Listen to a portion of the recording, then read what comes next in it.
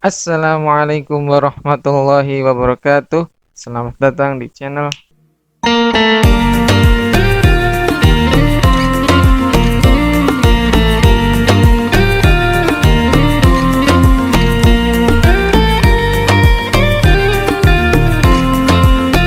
Assalamualaikum warahmatullahi wabarakatuh. Kembali lagi dengan saya Fadul Fal di channel kita tercinta Fana TV. Oke.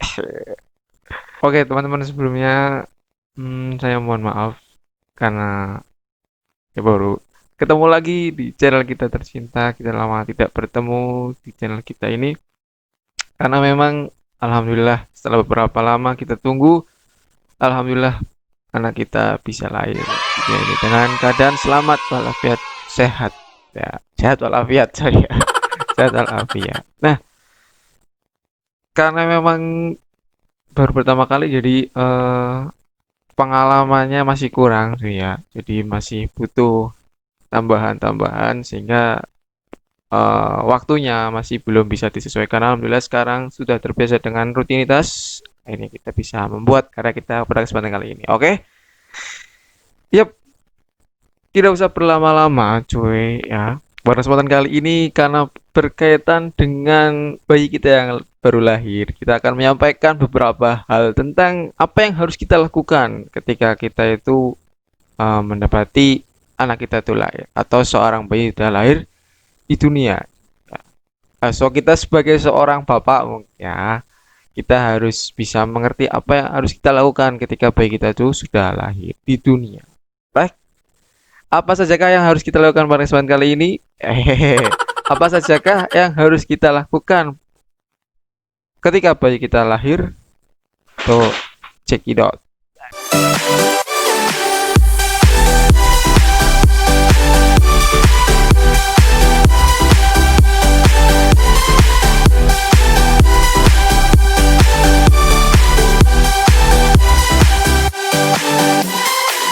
Oke, yang pertama yang harus kita lakukan ketika bayi kita lahir itu adalah pertama, mendoakan bayi yang sudah lahir. Doanya bisa barakallahu laka buat yang laki-laki, barakallahu laki buat yang perempuan. Juga bisa dengan doa u'idzuka bikalimatillahi tammati min syaitonin wa hamatin wa kulli ainin lamatin. Ya. Itu doa untuk berlindung kepada Allah untuk bayi kita, ya, agar tidak diganggu oleh setan dan juga tidak diganggu dengan mata-mata ya, mata-mata yang jahat ya. Jadi banyak mata-mata yang jahat di dunia ini ya kan. Nah, itu salah satu doanya untuk melindungi bayi kita dari hal-hal yang tidak diinginkan.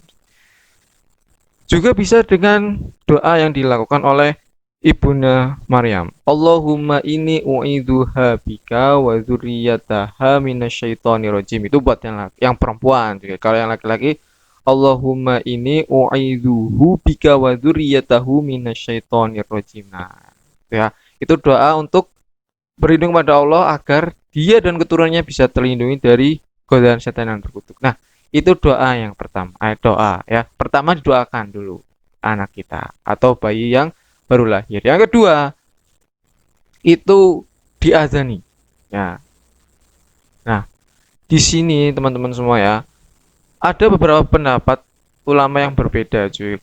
Karena emang melihat dari hadisnya atau dalil-dalilnya yang sudah ada, ternyata ada ulama yang membolehkan, ada ulama yang tidak membolehkan. Salah satu ulama yang membolehkan adalah Imam Nawawi, gitu ya. Bolehkan, jadi harus dianjurkan karena itu adalah disukai oleh sahabat-sahabat beliau yang kebetulan mereka itu adalah pengikut mazhab Syafi'i.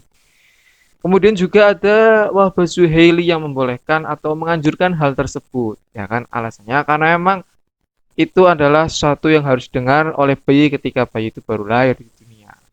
Tapi juga ada yang tidak mengatakan bahwa hal itu tidak dianjurkan, ya karena memang dalilnya itu tidak kuat seperti Imam Malik Syafi'i.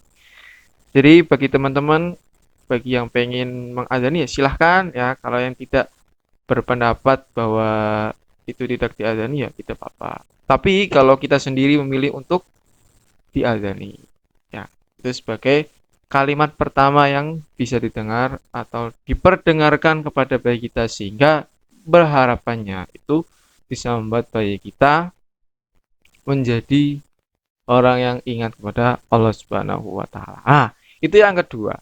Dan yang ketiga, apa yang harus kita lakukan ketika bayi kita lahir adalah mentahnik si bayi, gitu ya. Jadi tahnik itu adalah, ya kalau kita lihat di beberapa literatur yang ada, itu mengambil kurma, gitu ya, mengambil kurma, terus kurmanya itu dikunyah sampai halus, kemudian ditaruh di apa namanya, di telunjuk ini, taruh. Ya sedikit aja, nggak usah semuanya nanti kelulutin. Ya, jadi sedikit aja, terus apa namanya, dimasukin ke rongga mulut bayi itu, si puter-puter sampai bayi itu merasakan manisnya buah kurma. Nah, itu dikatakan sebagai penguat imun tubuh. Nah, itu dilakukan oleh Rasulullah SAW ketika ada bayi yang diserahkan kepada beliau. So, jadi teman-teman, ya, itu dulu yang bisa kita sampaikan pada kesempatan kali ini ya. Karena memang waktunya kurang memadai gitu ya. Kayak mohon maaf karena baru bisa muncul di dunia maya. Karena memang kesibukan kita sebagai ya orang tua yang baru nih, karena juga kesibukan yang lain, jadi hampir semua kesibukan kita itu terpenggalai ya kan. Alhamdulillah sekarang bisa hadir di sini juga, alhamdulillah pekerjaan-pekerjaan kita juga sudah mulai, nah, sudah terbiasa dengan kehidupan rutin.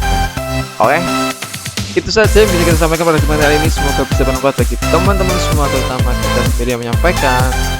Kurang lebihnya saya mohon maaf. Saya Fadil Fala. Assalamualaikum warahmatullahi wabarakatuh. Wih,